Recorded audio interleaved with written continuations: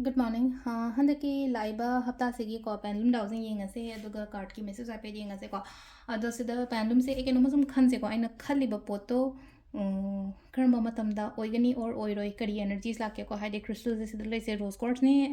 amethyst ne aduga clear quartz ki crystals ki Pendulum na hape yengse ko ado eno masum khanse daklang na mind laktraga so hide ko video se khoina post tawraga matungda hide post tawra ngatang khallena ina ningi ba photo adu do hide kram kanda yagani kotkani haibana chingba adu mayam do yengse ko haipetang yes or no kari haina lake haibado ko possibly yes haina laane ko asler possibly oibe ya bagi chances the mind le ko haidi si se kram kanda no august ko bakai gumba the mind le ko hafta gi na haragadi monday or thursday gumba se phai ko anda ki na adu sile no ko haidi august ko moin tagne january di loidre ko haidi january de na khallaga lerambe tarbu january se di yagi doi ko aduna haidi mathangi august ko bakai gumba the mind taraga yengase ko adusina akhoi Pendulum lere mathangi card ki message yeng minarase hafta gi oina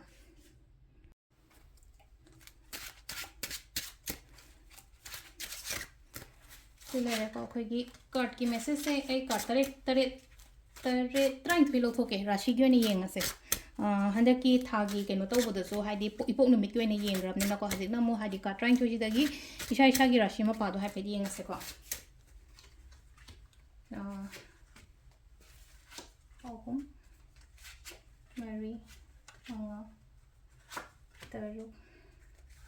taret nipan mapan tara tramathoi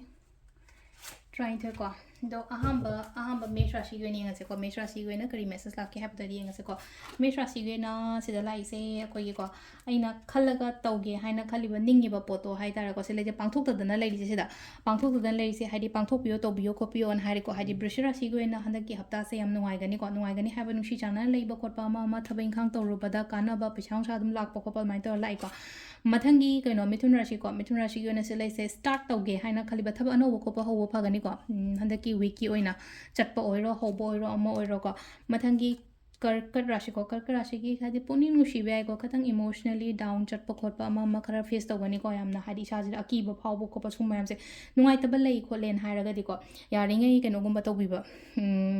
share to hadi losalaga punjala thamgano ko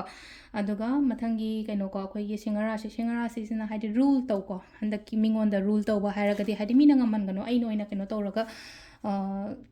chatpa harasne ko san makok chingaga mikok thonga ko laga dmai ta kaina rashi gi oina hadi shorna chanbi yam phai ko smai lai sa shorna chanbi ko pe ba ai gi damak ta kanam litraga so lady ko kaina khan bi ko tula rashi gi na silai se hadi conflict kumba kai gumba lai hadi yena ba khotna ba ama yana da ba khotna ba dai taro ko aduga sida ama kaino akhoi gi kaino se brijik rashi gi oina sina lai se